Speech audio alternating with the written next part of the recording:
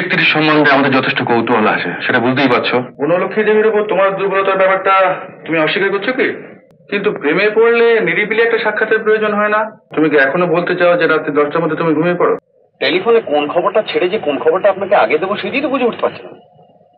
এখানে এক মরশুম লেগে গেছে। আচ্ছা, এই সেকেন্ড মার্ডারটা আপনি অ্যান্টিসিপেট করতে পেরেছিলেন? করা উচিত ছিল প্রমোদ বাবু।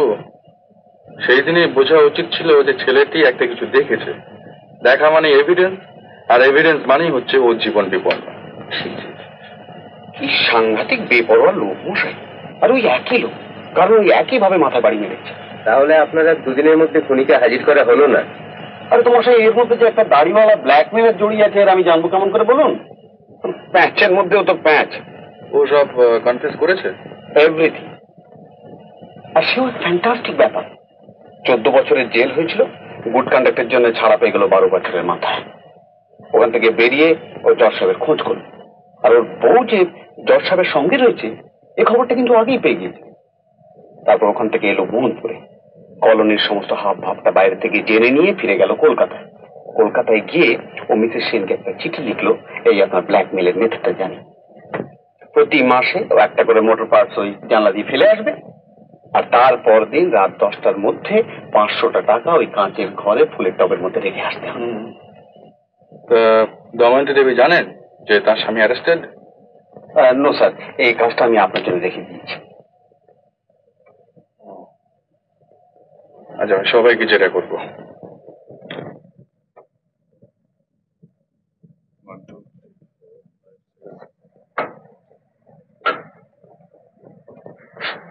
আপনি মেডিকটা চালিয়ে যান, ওদিকে ডক্টর পাল এসেছিল।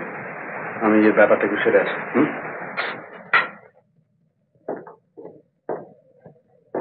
আসুন, একটু বিরক্ত করতে হবে, বুঝতেই পারছেন, এটুকু না করলেই নয়। বসুন।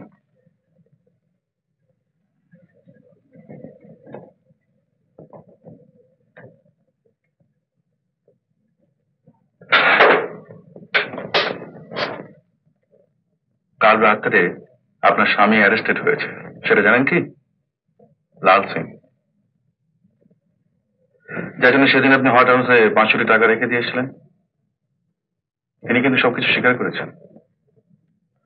টাকাটা না দিয়ে বোধহয় আপনার কোনো উপায় ছিল না, না? কি করে থাকবে? না দিলে যে সে তার নামে বদনাম করত, সেটা আমি হতে দিতে পারি না। যে ব্যবহার তার কাছে পেয়েছি,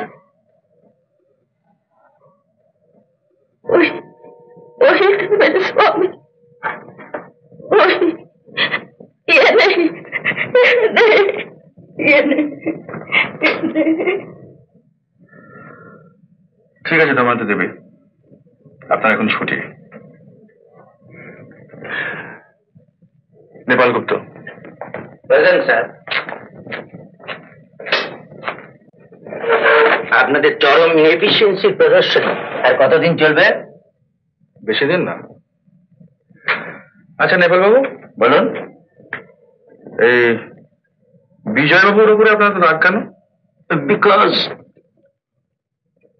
চরিত্রে ছিলেন আর কথার খেলাম, এই দুটো জিনিস আমি মোটেই সহ্য করতে পারি না। তাই একটি সরল সুস্থ মেয়েকে বিয়ের প্রস্তাব করে তার কাছ থেকে সম্মতি পেয়ে পরক্ষণে যে লোক এক নষ্ট কুলো তার পেছনে ধাওয়া করতে পারে, তার পক্ষে খুন রাহাজানি কোনোটাই অসম্ভব নয়। আর এই সরল সুস্থ মনা মেয়েটি যে আপনাদের কন্যা, সেটা অনুমান করতে পারি কি? স্বচ্ছন্দে। আর অন্য মেয়েটির কথা জিজ্ঞেস করবেন না? না ধন্যবাদ। এবারে আপনার এই সরল কন্যাটির সঙ্গে একটু কথা বলতে চাই। Thank you, thank you.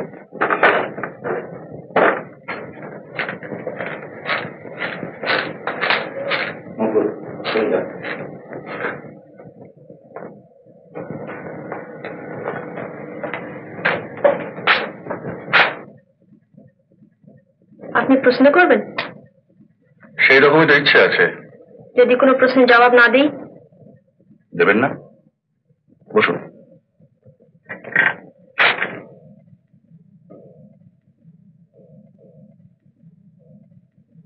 আপনি গান গাইতে পারেন? একটু একটু। শিখেছেন কারোর কাছে?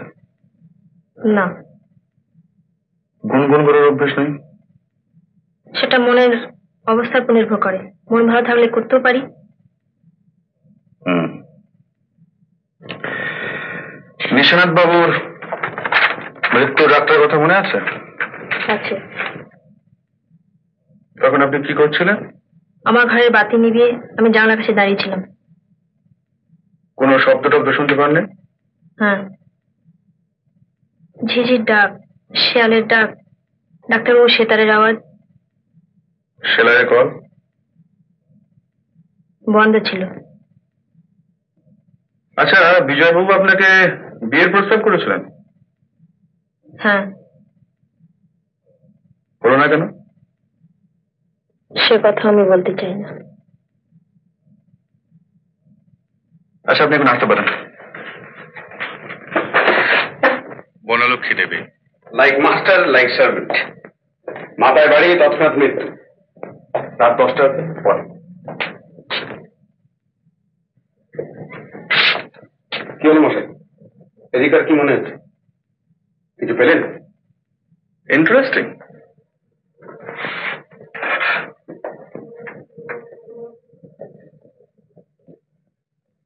রেস্টিংটা হলে আর একটু খুশি হতো। বসুন। আপনার গ্রামের নামটা জানতে পারি কি? গ্রাম? আপনি তো গ্রামে মানুষ হয়েছেন, তারপর তো শহরে এসেছেন, তাই না? ও হ্যাঁ, চাঁদবেরিয়া, জেলা? হুগলি। শহরে এলেন কি করে?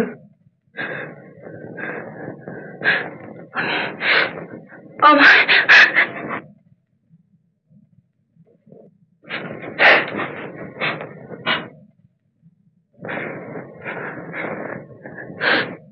কলকাতায় কোথায় থাকতেন? বাসা ছিল না, বস্তিতে। সেটা শেখা সহজ হয়েছিল কেন? গান ভালো লাগে তাই। আপনি গান গাইতে পারেন? কদিন হলো বিয়ে হয়েছে তোমার? অনেকদিন। গান শিখলে কোত্থেকে? গান জানো না? জানি। কোত্থেকে শিখলে? ওই রেডিও, কলের গান, বাইস্কোপ। কাল রাত্রে কোথায় হাঁড়ি পাচ্ছিলে?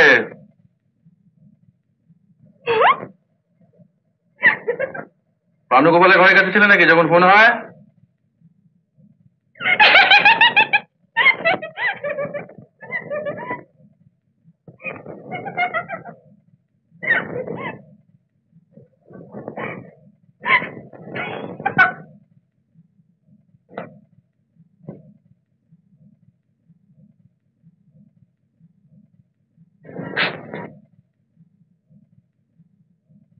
এইটু মুশকিল ফেলে কর্তা, কইছি না সন্দেহ আর হুশ থাকে না।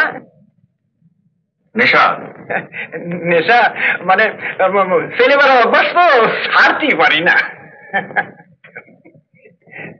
ও, তাহলে তুমি আসলে ঘুমোওনি, নেশায় ছিলে? বেহুশি কোন আর ঘুমুই কোন, দুটো তো একই কথা। আবার হুশ থাকলে ঘুমায় না, ঘুম থাকলে হুশ হয় না। এ কি টেপ রেকর্ড করা হচ্ছে? আপত্তি আছে? মোটেই না।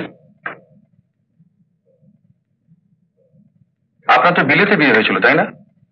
খোঁজ খবর নিয়েছেন দেখছি। তিনি এখন কোথায়? বিলেতেই বোধহয়। আপনার সঙ্গে আসেননি? না, আমার চামড়ার রং সম্বন্ধে হঠাৎ সচেতন হয়ে পড়ায় আমাকে পরিত্যাগ করেন। আচ্ছা, আপনার বিলেতে ডিগ্রিটা কি জানতে পারি? সে কি, বিয়ের খবর জানেন আর ডিগ্রির খবর জানেন না? হয়তো জানি, তবু আপনার মুখ থেকে শুনতে চাই। Well, fellow of the Royal College of Surgeons. Thank you. আপনার ছুটি।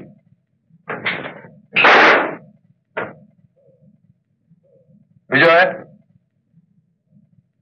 আমি হ্যাঁ এবার তোমার পালা।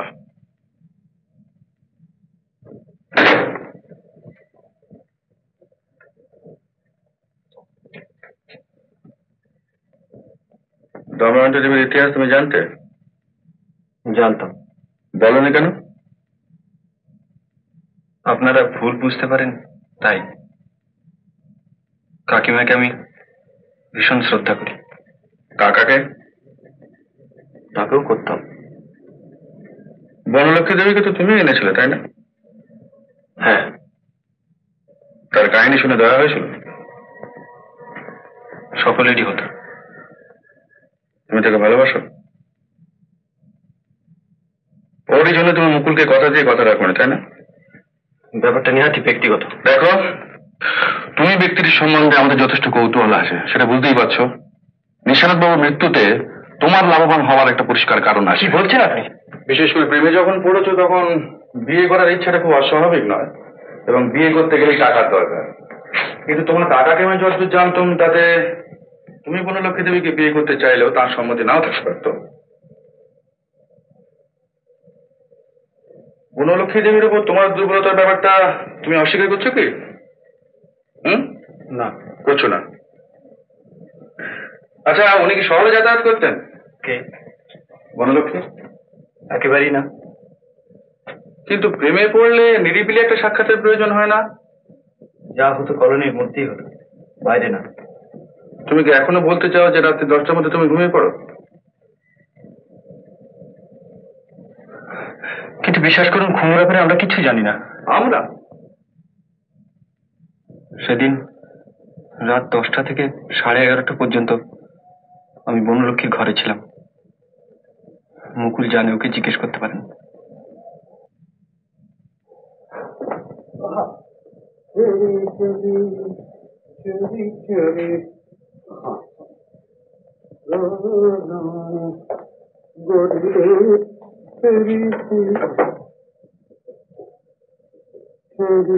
কলোনির উপরে নজর রাখতে হবে, এখান থেকে কেউ বেরোলেই যেন আমি খবরটা পাই। এরকম আরো অনেক সিনেমা দেখতে হলে ডাউনলোড করুন ক্লিক অ্যাপ।